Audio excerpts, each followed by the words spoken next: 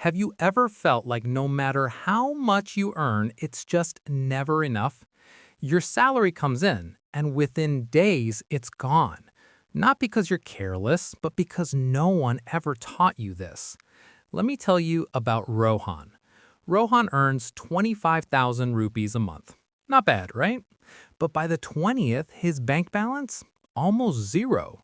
Swidgy orders, EMIs, random shopping, just this one six pesos, and suddenly he's waiting for the next salary like survival. Sound familiar? Here's the truth nobody tells you.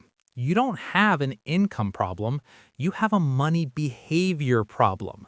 Because managing money is not about math, it's about habits. Let me show you something simple.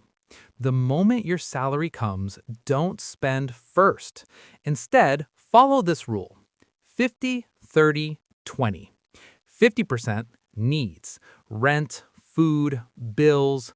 30% wants, shopping, eating out. 20% investments. Yes, investments come before your wants, because if you don't pay yourself first, no one else will. Imagine this.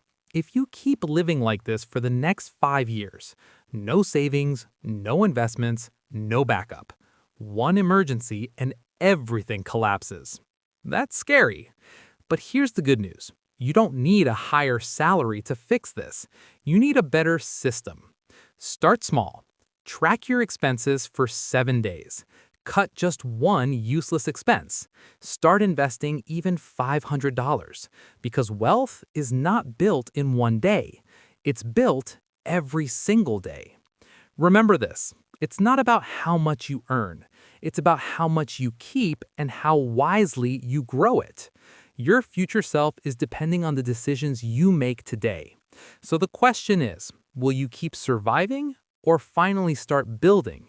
If this made you think, type START in the comments and follow for more real, practical finance lessons.